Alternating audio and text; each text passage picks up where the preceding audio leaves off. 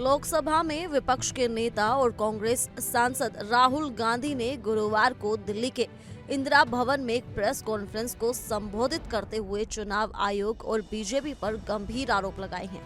राहुल गांधी ने कहा कि आयोग ने विपक्ष को मशीन से पढ़े जाने योग्य मतदाता सूची देने से इनकार कर दिया, जिससे उन्हें ये विश्वास हो गया कि महाराष्ट्र में चुनाव को चुराने के लिए आयोग और बीजेपी ने आपस में मिलीभगत की है।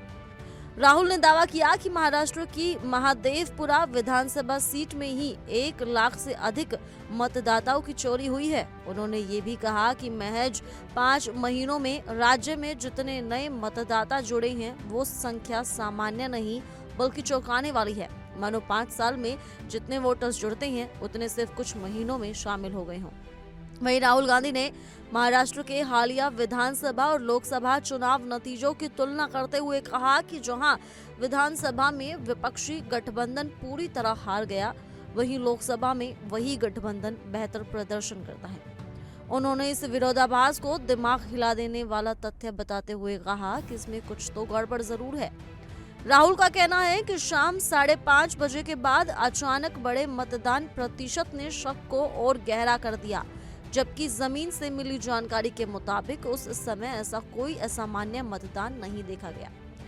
चौंकाने वाला दावा करते हुए राहुल गांधी ने कहा कि जब कांग्रेस ने इस संदिग्ध मतदान पैटर्न की जांच के लिए चुनाव आयोग से सीसीटीवी फुटेज मांगा तो आयोग ने ये कहकर इनकार कर दिया कि वे फुटेज नष्ट करने वाली हैं।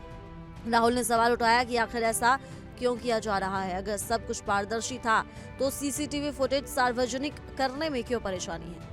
उन्होंने कहा, चुनाव आयोग से हमने वोटर लिस्ट मांगी जो इस देश की लोकतांत्रिक संपत्ति है, लेकिन उन्होंने साफ इनकार कर दिया। जब ऐसे संस्थान पारदर्शिता से भागते हैं तो हमें यकीन हो जाता है कि कहीं कुछ गंभीर गलत हो रहा है। कर्नाटक के मुख्य निर्वाचन अधिकारी ने मांगा जवाब। राहुल गांधी के इन आरोपों के बाद अब कर्नाटक के मुख्य चुनाव अधिकारी ने राहुल गांधी को पत्र लिखकर स्पष्टीकरण मांगा है। पत्र में कहा गया है कि उन्होंने प्रेस कॉन्फ्रेंस में मतदाता सूची में अयोग्य नामों के जुड़ने और योग्य मतदाताओं के नाम हटाने का उल्लेख किया है, इसलिए उन्हें निर्वाचन नियमों के तहत घोषणा पत्र के साथ ऐसे मतदाताओं के नामों की सूची देनी होगी।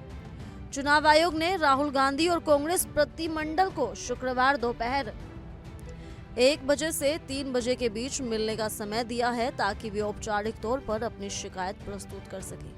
पत्र में कहा गया है कि ये जानकारी नियम 20 के अंतर्गत मांगी जा रही है और जरूरी कार्रवाई उसी के आधार पर की जाएगी।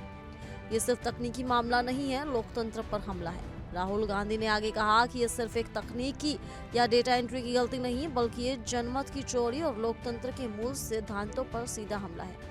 उन्होंने कहा कि चुनाव आयोग की निष्पक्षता, पारदर्शिता और विश्वसनीयता अब सवालों के घेरे में है। उन्होंने जोर देकर कहा कि उनकी लड़ाई केवल कांग्रेस की नहीं बल्कि भारत की लोकतांत्रिक व्यवस्था को बचाने की है। इस खबर को लेकर आप क्या कहना चाहेंगे? आप हमें कमेंट कर जरूर बताएं। इसी के साथ जुड़े रहिए इंडिया डेली के डिजिटल प्लेटफॉर्म के साथ।